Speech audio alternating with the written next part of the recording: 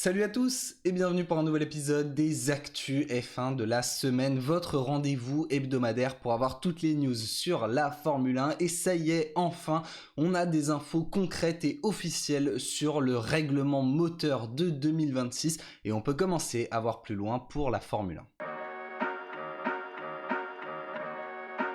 Cette semaine, la F1 a donc détaillé le futur du sport en matière de technique. On le sait, le prochain changement de réglementation portera sur le moteur. On est sur une grosse révolution aérodynamique cette année et on sait qu'en Formule 1, il y a des gros changements de réglementation tous les 4-5 ans. Là, l'horizon 2026 était établi et le prochain renouvellement de la Formule 1 ne concernera donc pas, une fois de plus, l'aérodynamique, même si ça va continuer d'évoluer. Ça concernera cette fois le moteur puisque, je vous le rappelle, depuis 2014, on roule avec des V6 turbo hybrides de 1,6 litre qui commencent pas forcément à se faire vieux mais à réclamer en tout cas une seconde jeunesse, une mise à jour, et c'est effectivement ce qui va se passer. On va pas complètement reprendre les moteurs à zéro mais on va faire évoluer ce moteur, ce qui devrait aussi permettre d'attirer de nouveaux motoristes. C'est d'ailleurs l'un des 4 grands axes qu'a établi la F1 avec ce nouveau règlement moteur. Le premier d'entre eux est de maintenir le niveau de performance des blocs propulseurs que l'on a actuellement, tout en se souciant plus maintenant de l'empreinte carbone, donc avoir des moteurs éco-responsables si on peut dire ça ainsi,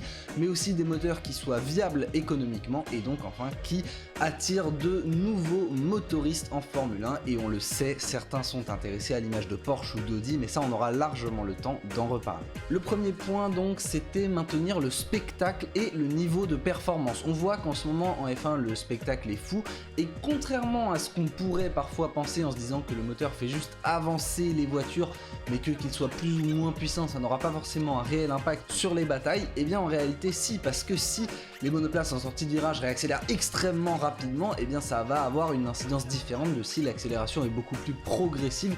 Bon là c'est très schématique, mais pour vous dire qu'en tout cas clairement le niveau de performance des moteurs a un impact sur le spectacle en piste, et la F1 apprécie le spectacle actuellement proposé par les monoplaces, donc veut conserver un niveau de performance similaire. On aura donc toujours des moteurs qui feront et qui développeront plus de 1000 chevaux, et ce malgré l'évolution et la simplification en partie de ces moteurs. On va faire très simple pour la partie technique parce que je m'y connais assez mal pour être tout à fait honnête, et le but c'est pas non plus d'aller s'embrouiller avec énormément de spécifications, mais en tout cas on va retirer cette année en Formule 1 le MGU-H, qui était un système extrêmement complexe au sein du moteur qui permettait notamment de récupérer de la puissance à partir du turbo. Donc ça existe, un système trop complexe, on simplifie les moteurs, ce qui va encourager forcément de nouveaux motoristes à venir, les moteurs étant donc plus faciles à construire, mais ça va aussi avoir un impact sur la performance, et donc à la place on va avoir beaucoup plus de puissance développée électriquement. Le MGUK, la puissance du MGUK va être triplée. Le MGUK il récupère notamment par exemple de l'énergie sur un freinage à ce moment-là, donc on va stocker de l'énergie dans la batterie et on va pouvoir la réutiliser. Ce MGUK sera donc 3 fois plus puissant pratiquement qu'auparavant. On augmente largement la puissance délivrée électriquement, et forcément ça peut avoir un certain risque, donc on va faire rentrer certains éléments sous haute tension électrique dans la cellule de survie, c'est-à-dire à la partie d'une F1 qui normalement est indestructible, la partie autour du pilote où normalement quoi qu'il se passe elle ne doit jamais rompre. Ça va permettre donc que s'il y a un crash, eh bien la batterie n'explose pas, ce qui pourrait provoquer une décharge énorme. Ça montre bien que la F1 et ses ingénieurs ont beaucoup travaillé sur ce règlement avant de le publier, ont bien étudié les pistes qu'il pourrait y avoir, et donc on a déjà trouvé certains potentiels problèmes qu'on cherche à l'avance à résoudre. La batterie sera donc encore plus importante qu'elle l'était déjà actuellement, et on va bien faire attention de plus en plus à recycler les matériaux et à avoir finalement, on peut dire, des moteurs éco-responsables.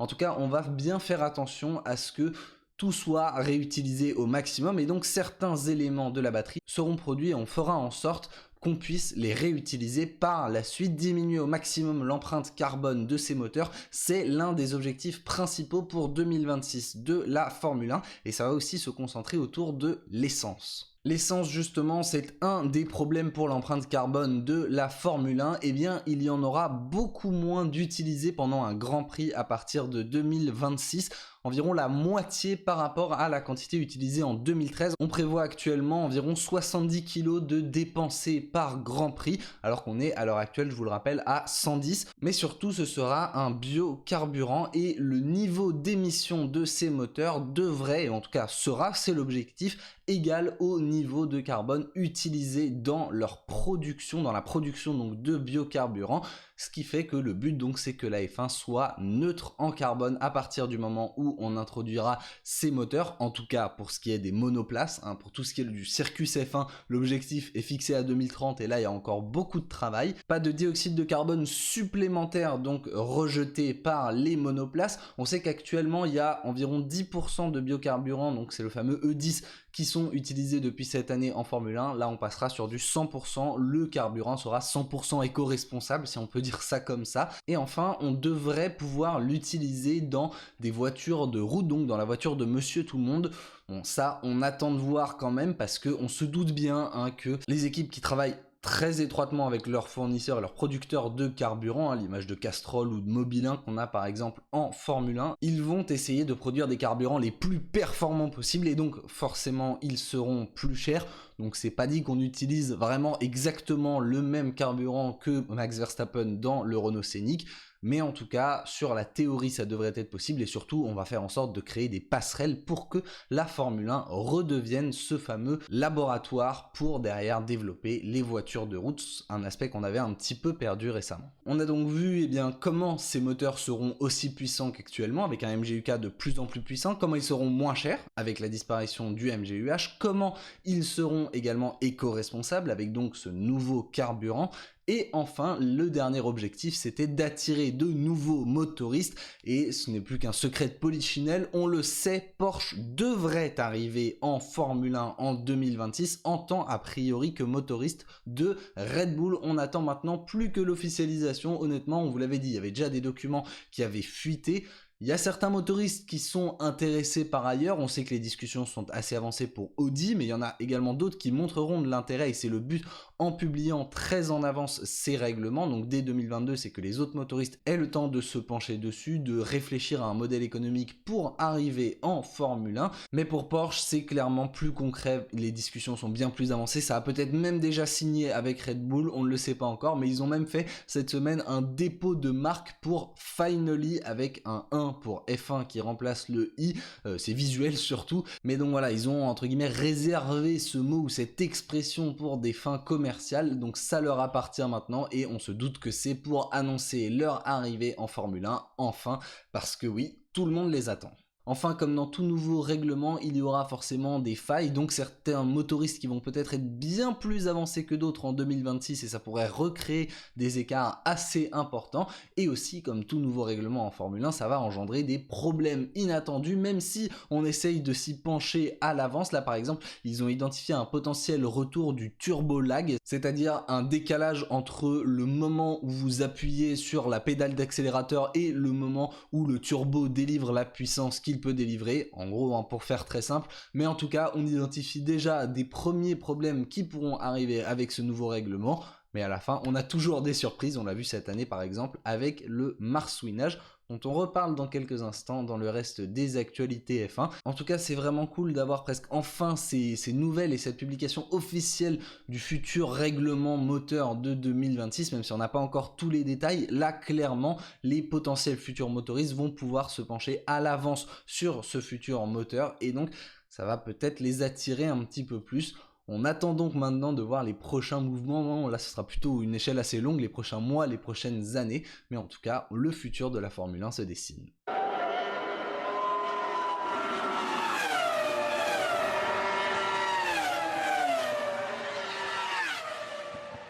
300 à l'heure, on va aller plus vite sur le reste des actualités F1 de cette semaine et la FIA n'a pas seulement confirmé le règlement moteur de 2026 cette semaine, elle a également confirmé le règlement 2022-2023 en matière notamment de lutte contre le marsouinage pour éviter que ça ait des effets néfastes sur les pilotes dans le futur. Je vais pas m'attarder là-dessus, les mesures dont on avait déjà parlé, donc notamment le rehaussement des planchers, ont été confirmées et seront mises en place. Une partie donc à partir de la Belgique dans une semaine, un petit peu plus d'une semaine, et l'autre partie en 2023. Ce sont grosso modo des compromis entre les équipes qui forcément ne voulaient surtout pas sacrifier la performance de leur monoplace et la FIA qui s'inquiétait de la sécurité des pilotes parce que forcément c'est ce qui les concerne le plus directement.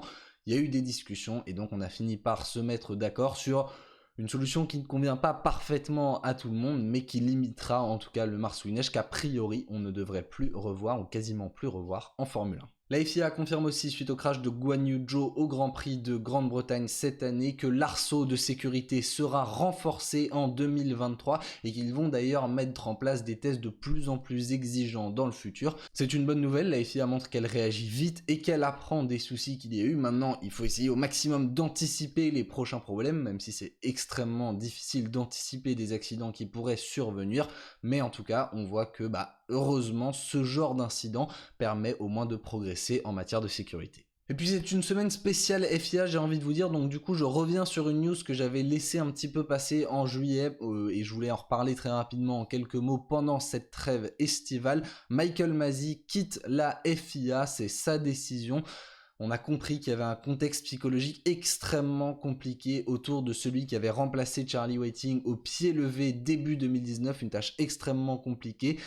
Il a parfois eu du mal, il faut savoir se faire respecter en Formule 1 et malheureusement l'année dernière ça a été trop compliqué, beaucoup trop de tensions et il y a eu ce point d'orgue donc du Grand Prix d'Abu Dhabi 2021. On reviendra pas une nouvelle fois sur ces décisions, on sait que chacun a son avis, c'est entériné. Lui a révélé avoir subi des menaces de mort après ce Grand Prix. Il a dit avoir eu l'impression d'être l'homme le plus détesté de la planète. Il avait été ensuite un petit peu délaissé par la FIA qui voulait lui retrouver un autre rôle un peu à l'abri des projecteurs, mais on peut donc comprendre clairement qu'il veuille quitter cette entité et redémarrer un nouveau chapitre dans sa vie. Il a dit qu'il allait partir en Australie pour se rapprocher de sa famille.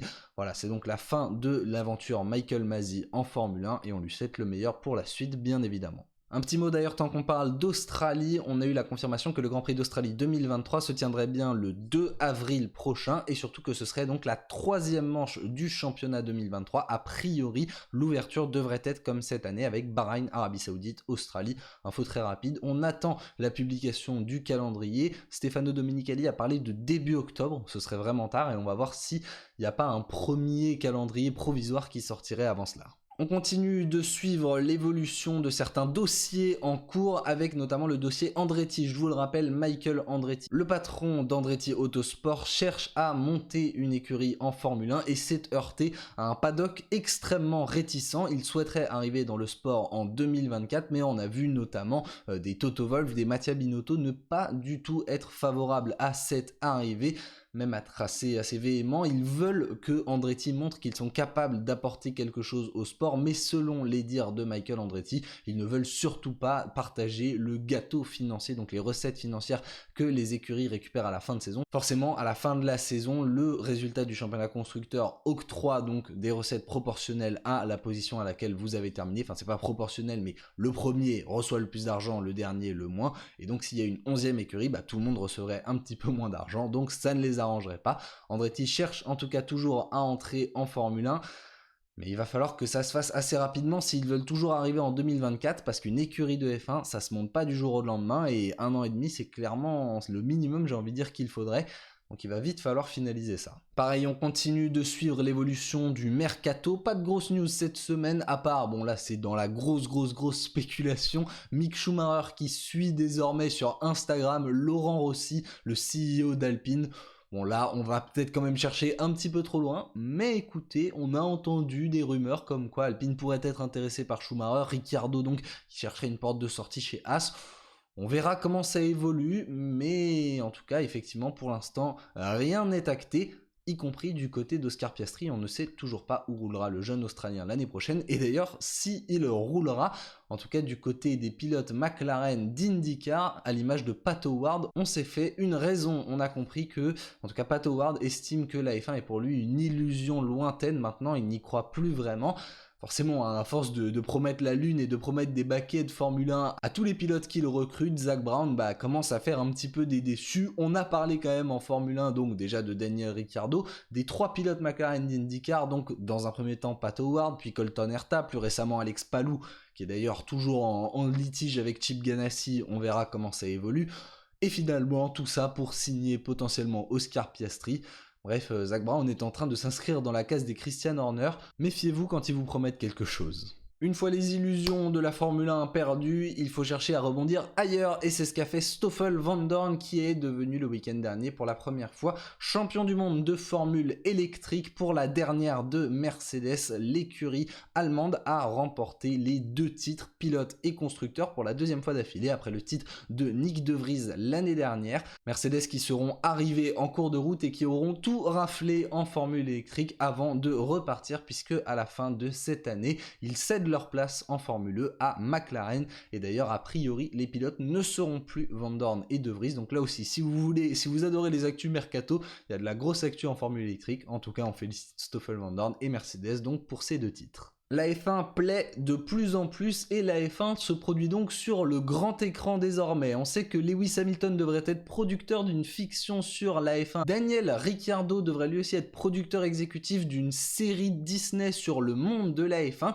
et Keanu Reeves a révélé être en train de produire un documentaire sur la folle aventure de Brawn GP en 2009, une histoire qui l'a particulièrement touché, une histoire incroyable. Il veut donc en faire un documentaire. Jenson Button serait impliqué dans le projet. En tout cas, si ça sort, ça promet d'être très très cool. Personnellement, j'adore cette histoire de Brawn GP en Formule 1, donc j'espère que ça sortira bien, parce que, soyons honnêtes, on a quand même souvent entendu des rumeurs de films sur la F1 qui ne sont finalement jamais sortis. Mais écoutez, s'il y en a de plus en plus, ce serait vraiment un régal. Voilà pour les news de cette semaine. Je vous propose maintenant de jeter un petit coup d'œil dans le rétro pas si lointain avant de regarder le programme de ce week-end.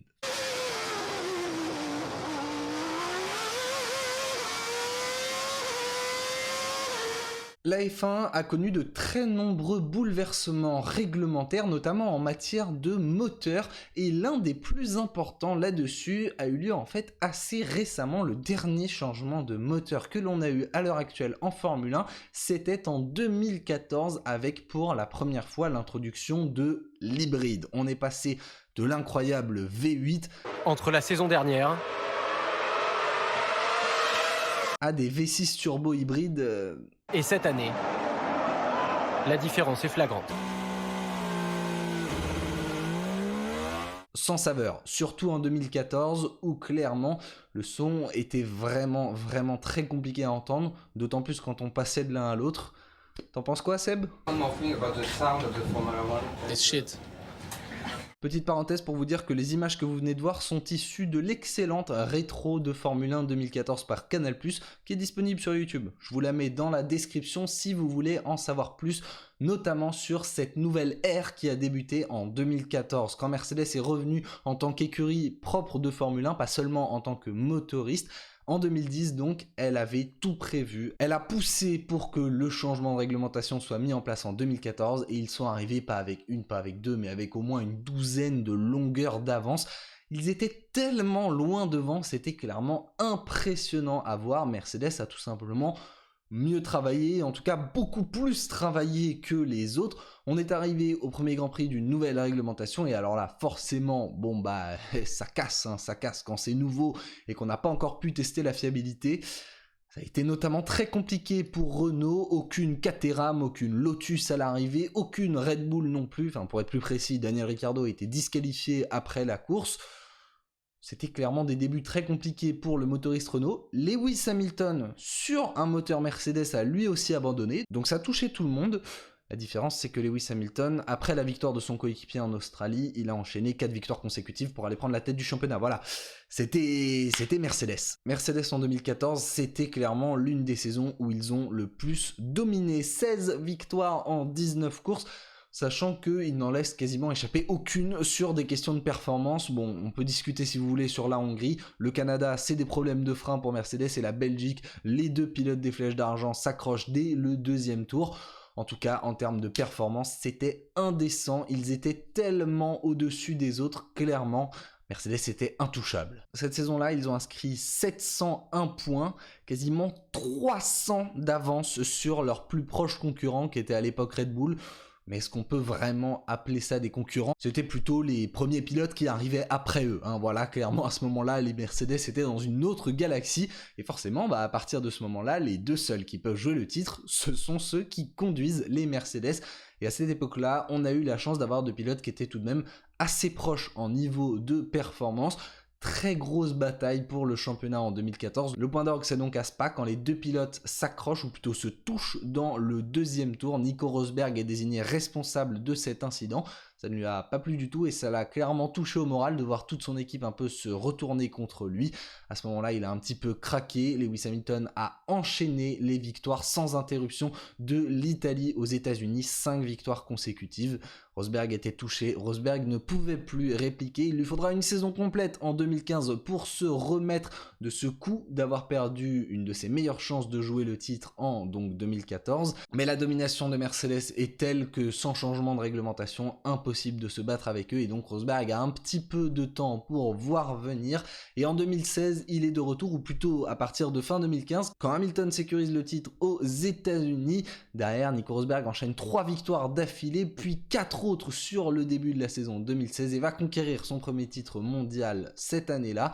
L'avance de Mercedes qui finalement n'a jamais vraiment diminué ou jamais vraiment cessé. On peut dire qu'ils n'ont clairement été rattrapés qu'en 2021. On parle quand même de 7 saisons de domination et même si on a pu dire à un moment que voilà, Mercedes ne dominait plus en termes de moteur, ce qui était le cas d'ailleurs, Mercedes aujourd'hui n'a peut-être plus le meilleur moteur, mais l'avance qu'ils avaient pris leur ont permis de se pencher sur les autres problèmes ou les autres évolutions potentielles à apporter sur leur monoplace. Et ils ont donc pu défendre cet avantage phénoménal qu'ils avaient en 2014. Cet avantage était d'ailleurs tel que Paddy Lowe a révélé qu'ils ne déployaient pas la pleine puissance de leur moteur cette année-là pour ne pas effrayer la concurrence. Quand on parle de domination, la prochaine question maintenant c'est de savoir si un motoriste saura reproduire cela en se penchant dès maintenant sur le moteur de 2026. Prendre autant d'avance, bon, ça paraît quand même très très compliqué vu que, on l'a dit un petit peu plus tôt dans l'émission, mais le moteur ne va pas changer radicalement, il va évoluer mais ce ne sera pas un tout nouveau concept. Normalement, on est à l'abri d'avoir une seconde 2 d'écart à Bahreïn en 2026. Hey, wake your ass up. Let's go. It's race time.